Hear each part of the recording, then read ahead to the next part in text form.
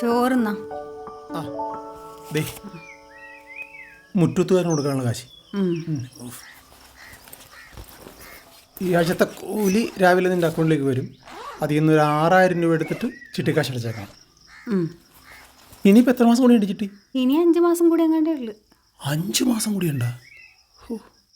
പിടിച്ചില്ലാതെ സമാധാനം ഉണ്ടാക്കും. അപ്പോൾ അവക്കത് പിടിച്ച് കാറ് മേടിക്കാഞ്ഞിട്ട് പുരുഷമാവന്റെ മകളുടെ കല്യാണത്തിന് തന്നെയാണ് കൊടുക്കണത്. അവിടെ ഒരു 5000 കൊടുത്താൽ പോരെ? 5000 രൂപ നാണമില്ല 5000 കൊടുക്കാനായിട്ട്. ഒരു 30,000 രൂപയെങ്കിലും കൊടുക്കണം. 30,000 രൂപയോ?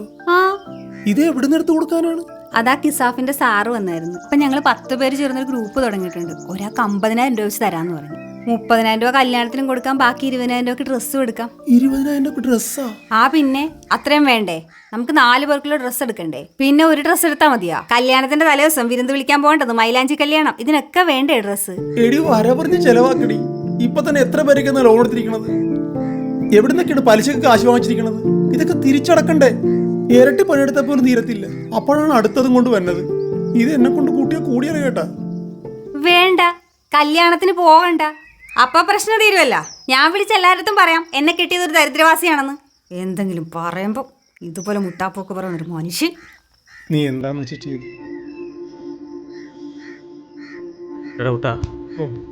ഇതിനകത്തുനിന്ന് 10ന്റെ കട്ട കുറച്ചെടുത്ത് മുകളോട്ട് കയറണം. പിന്നെന്താ കയറ്റിയേക്കാം.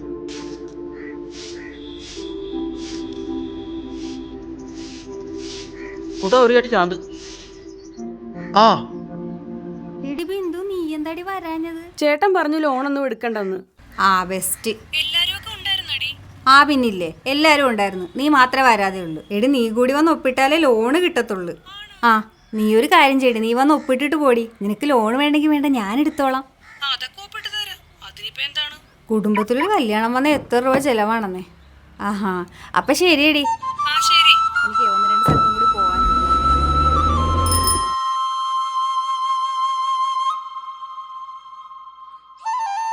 എടാ വേറെ ആരും വിളിക്കേണ്ടത് കുട്ടം വരുന്നു.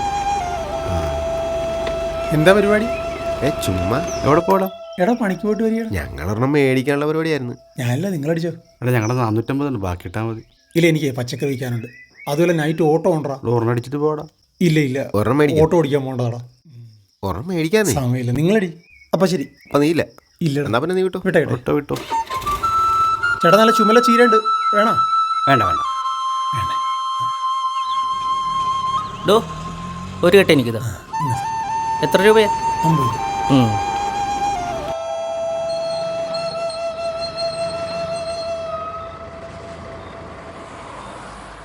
ചേട്ടാ ഒന്ന് വയലാറ് പോണേ. ആ കയറിക്കോ. ആ NH വഴി പോയാൽ മതിയില്ലല്ലേ? ആ മതി.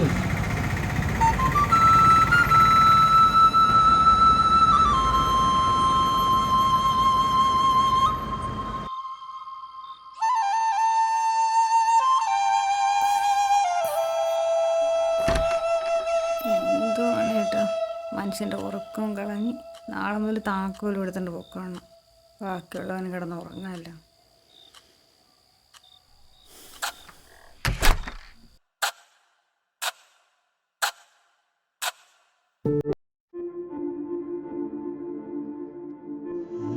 സമയം പോയി അറിഞ്ഞില്ല. മക്കള് പോയാ? അതെ, ബിന്ദുവിനെ കിസാഫിന്റെ ലോണ് വേണ്ടെന്ന്. അപ്പൊ ആ കാശും കൂടി ഞാൻ എടുത്തോളാൻ പറഞ്ഞു. എന്ത് കാര്യത്തിന്? കാശിനാണ് ആവശ്യമില്ലാത്തത്, എന്തൊക്കെ കാര്യങ്ങളാണുള്ളത്?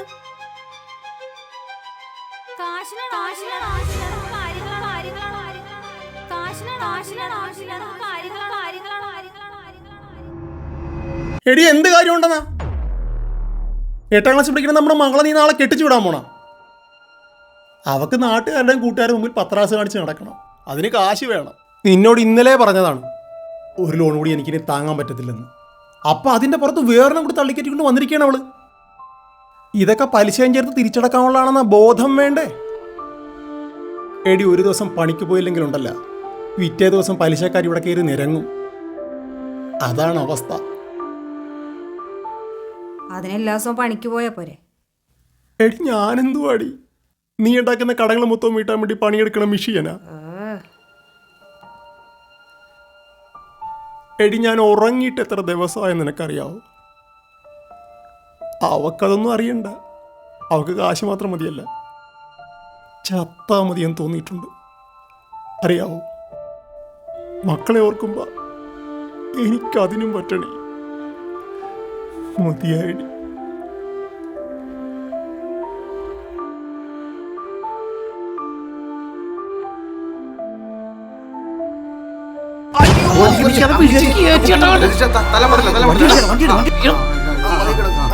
വണ്ടി എടുക്കാം. എന്നാ പറ്റിയേട്ടാ? അതിന്റെ മോളിൽ നിർത്ത പിടച്ചേലി വീണാണെന്നേ. എന്റെ അമ്മ, എന്നിട്ട് കുഴപ്പമൊന്നും ഉണ്ടോ ഏട്ടാ?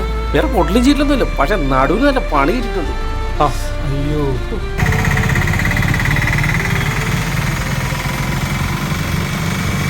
ഇതിപ്പോ എത്ര ദിവസം കിടക്കേണ്ടി വരുവാ ഇങ്ങനെ? 2 മാസത്തേക്ക് റെസ്റ്റ് എടുക്കാനാ ഡോക്ടർ പറഞ്ഞു. അത് കൊടുക്ക്. അളിയ ഇതിരിക്കട്ടെ. എടാ അതൊന്നും വേണ്ടായിരുന്നടാ.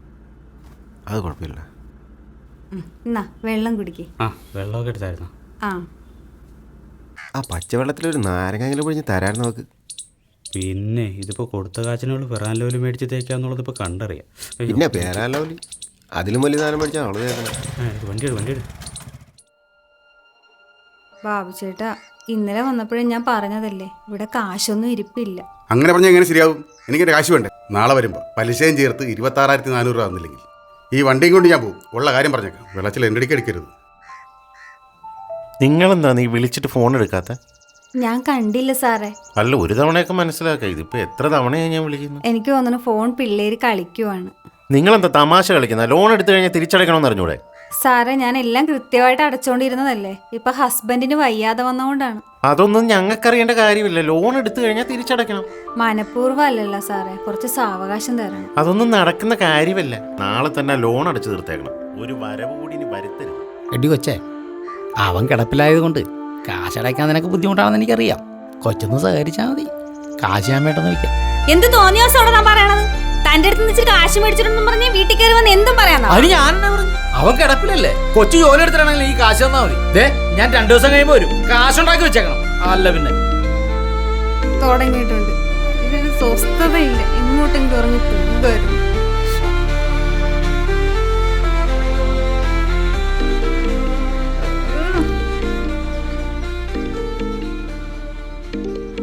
എടി സൗമ്യ, നിന്നെ ഞാൻ എത്ര പ്രാവശ്യം കിടന്ന് വിളിച്ചടി? നിനക്കൊന്ന് ഫോൺ എടുക്കാൻ മേലേ? ആ കിസാഫിൽ സാർ ഇവിടെ കിടന്ന് എന്തൊരു ബഹളായിരുന്നറിയാവാ? എന്നെ പറഞ്ഞാൽ മതിയല്ല നിനക്ക് ഒപ്പിട്ട് തന്ന. ദേ, എനിക്ക് ആകപ്പാടെ പ്രാന്ത് പിടിച്ചിരിക്കാണ്. അതിനിടക്ക് നീ കൂടി വിളിച്ച് എന്ത് പറയാണ്? ഞങ്ങള് പെണ്ണുങ്ങളെല്ലാരും കൂടെ അങ്ങോട്ട് വരാനിരുന്നതാ. പിന്നെ ആ പാവം പിടിച്ച മനുഷ്യനോർത്തിട്ടാ വരാതിരുന്നത്. എല്ലാരും കൂടി കെട്ടിയിരുന്നാലും ഇങ്ങോട്ട് വരികയൊന്നും വേണ്ട, ഞാൻ എങ്ങനെയെങ്കിലും പൈസ തന്നോളാം. നീ എവിടുന്ന് കാശ് തരുമെന്ന് അടി പറയണത്? ഒരു പണിക്കും പോവാതെ നിനക്ക് എവിടുന്ന് അടി കാശ് കിട്ടണത്? ആ പാവം പിടിച്ച മനുഷ്യനെ മാടിനെ പോലെ പണിയെടുപ്പിച്ച് ദൂരത്തടിച്ച് ജീവിക്കാനല്ലേ നിനക്ക് അറിയാവുള്ളൂ. എന്താടി ബിന്ദു നീ ഇപ്പൊ ഇങ്ങനെയൊക്കെ പറയണത്? 2-3 ആഴ്ചയായിട്ട് ഇവിടെ നടക്കണ കാര്യമൊന്നും നിനക്ക് അറിയാൻ മേലഞ്ഞിട്ടാണ് നീ ഇങ്ങനെയൊക്കെ പറയണത്. എന്തൊരു കഷ്ടമാണെന്നറിയാവാ. ഉള്ള പലിശക്കാര് മൊത്തം വീട്ടിൽ കയറി ഇറങ്ങി നിരങ്ങുവാണ്. നീ ഒന്ന് ആലോചിച്ച് നോക്കി. നിന്റെ ഈ ആർഭാട ജീവിതമാണ് നിനക്ക് ഇത്രയും കടം ഉണ്ടാകാൻ കാരണം. എന്നിട്ടും ആ മനുഷ്യൻ നിനക്കും കുഞ്ഞുങ്ങൾക്കും വേണ്ടി എന്തോരം കഷ്ടപ്പെട്ടടി. അങ്ങേരുടെ സ്ഥാനത്ത് വേറെ ആരെങ്കിലും ആയിരുന്നെങ്കിൽ പണ്ടേ നിന്നെ ഉപേക്ഷിച്ചേനെ.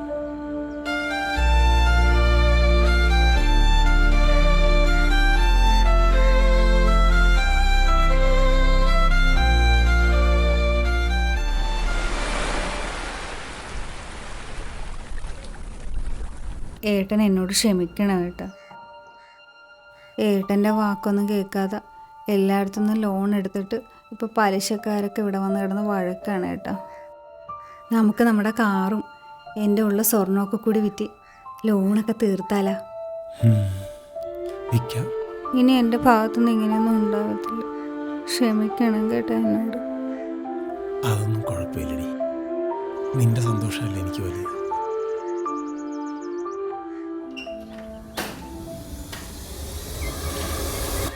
എല്ലാരും കൂടെ എങ്ങോട്ട് പോണ്?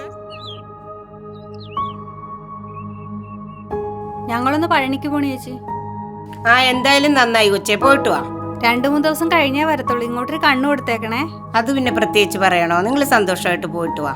ഞാനെന്നെ പോട്ടെ, കാപ്പി അടുപ്പത്തിരിക്കുന്നു. ആ ശരി ചേച്ചി. ഓ ഭഗവാനെ, ഇനിയെങ്കിലും നന്നായി ഒന്ന് ജീവിച്ചു കണ്ടാൽ മതിയായിരുന്നു. ആരാണ്ട് വിളിക്കണ്. നമ്പറാണല്ലോ, വണ്ടിക്കാരാണെന്ന് തോന്നുന്നു. എന്നാ സംസാരിച്ചു. അതെ, ബജാജി ഫിനാൻസിൽ നിന്നായിരുന്നു മാഡം.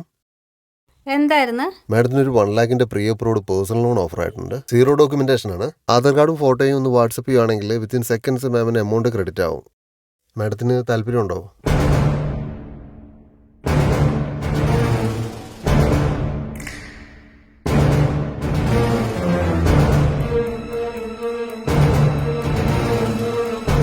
ലോണൊന്നും വേണ്ട കേട്ടാ, ആവശ്യമില്ല.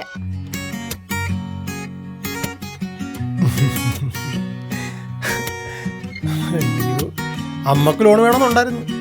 ചിരിക്കണം. ഞാനേ കുട്ടൻ ചേട്ടന്റെ സ്വന്തം സൗമ്യ.